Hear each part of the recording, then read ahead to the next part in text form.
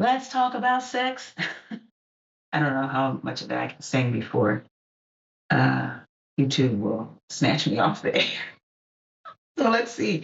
Let's see. Um,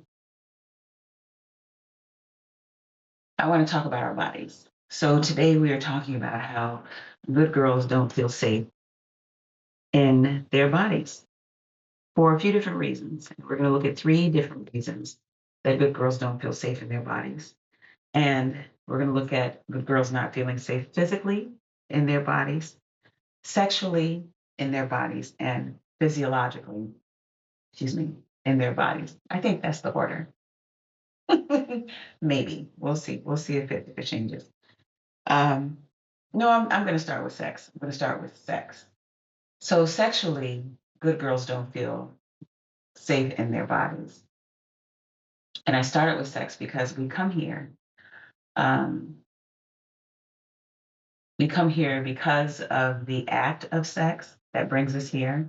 And we come here with sex organs that have function, that have feeling, that have all of those things. And I started with this one because when I was little, my mother told the pediatrician, my baby keeps touching herself.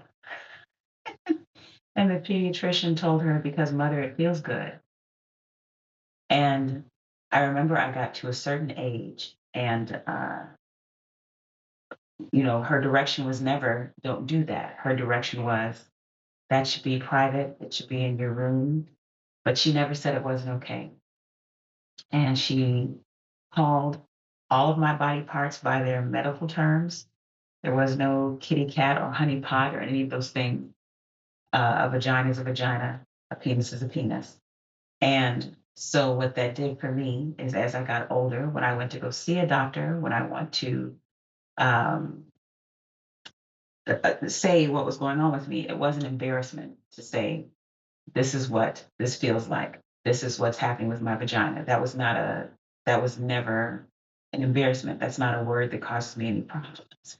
And it's been um, easy to pass on that to my children because it was given to me. But if you are, because being a good girl is a standard, a rule that is set from outside of you, then someone else is always determining what is okay. So if I'm a little girl and I'm being raised by a woman who feels like this is not what good girls do, or by a man who says that is not what good girls do, then I would be shamed about touching my own body, about feeling pleasure in my own body. And then as we get older, there's the matter of our sexuality reflected to people outside of us, how people um, view our acts of sex when it comes to them, or even if it doesn't come to them, because everybody has an opinion. So then it's what a good girl does not do sexually. Never mind whatever brings her pleasure or what she enjoys, but what she should never do. These are the things. Here's the list. Here are the rules. Don't ever do that. You would not be a good girl if you did. And when I think of the connection from sexuality to physically, is there's there is permission on what a good girl should look like, how you should be dressed, how you should be covered. If you show up somewhere and you do not look that way, are you now not a good girl? I have many different places where my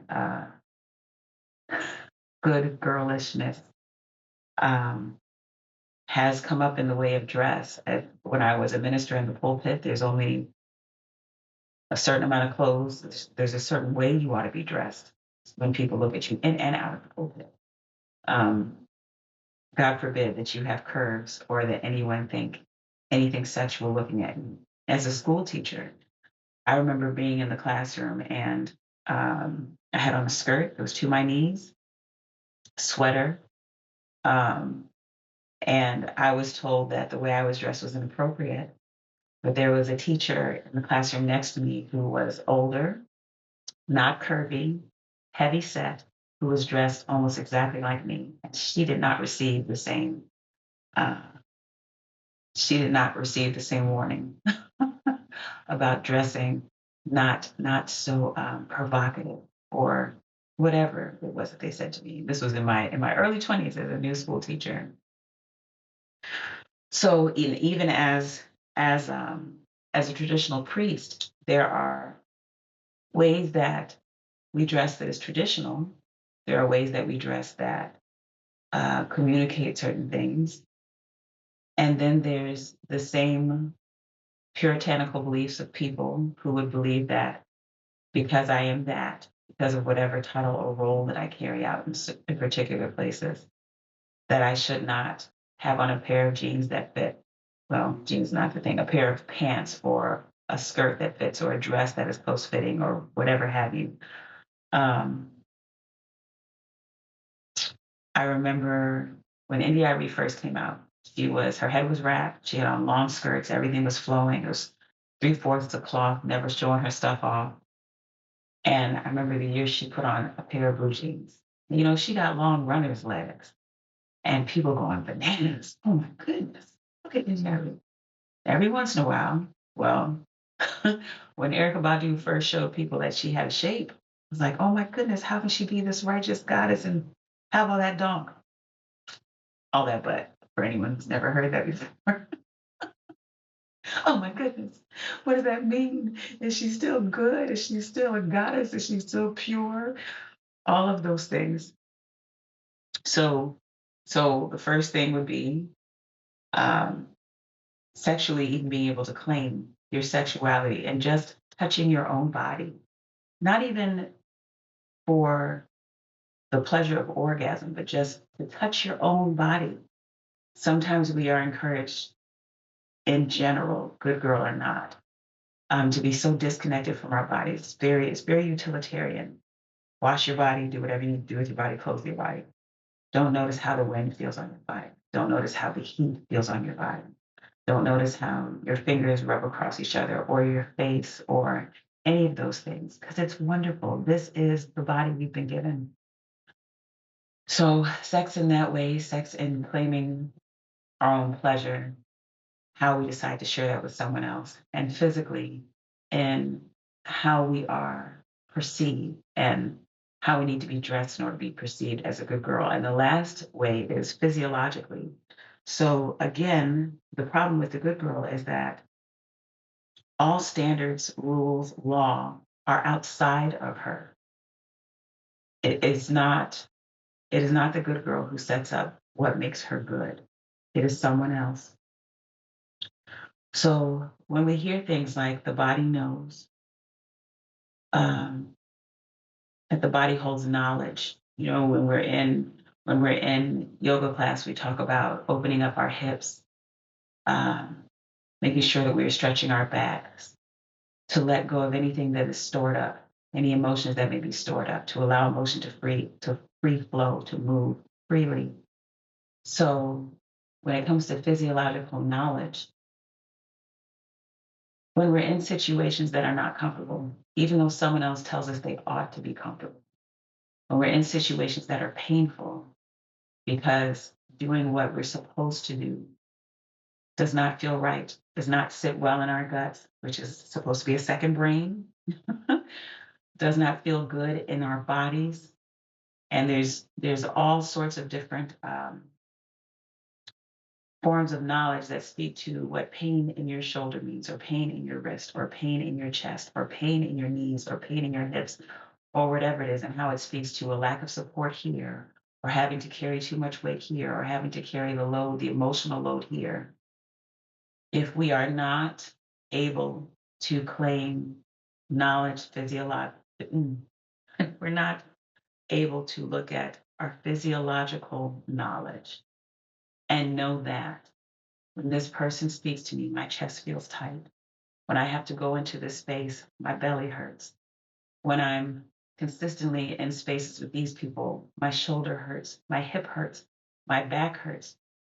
And then to not be able to pay attention to push those off to say, well, I'm doing what I'm supposed to do, or I'm doing as I was asked, or I'm being a good girl, so I'm doing these things. I'm consistently putting myself in these places where my body, even before my brain, is saying, this is not okay, is another place where good girls do not feel that we own our bodies or that they own their bodies, because that is not something that I currently walk in and aim to leave more and more behind as I move forward.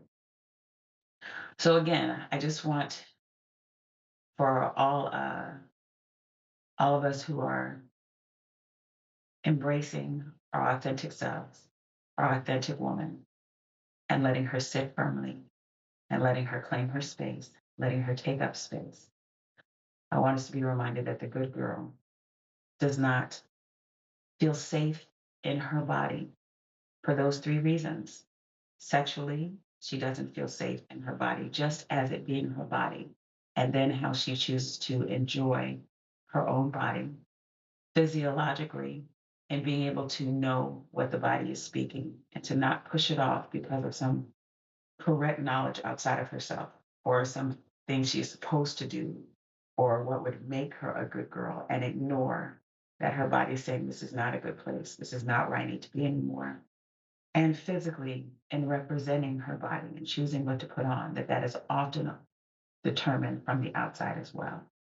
So as you move into and continue to move into and nurture your authentic woman and authentic self, I want you to thoroughly enjoy your sexuality, thoroughly enjoy your physicality, put on happy colors, wear what feels good, wear what moves in the wind, wear what keeps you warm, wear all those beautiful things, what is a reflection of you.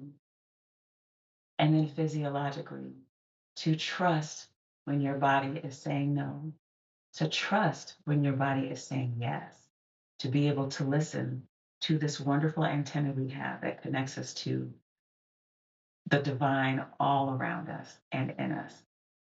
So again, this is Reverend Okomfo Walamu Yogi, Sister Mama Aya, saying, continue to claim your authentic woman, your authentic self,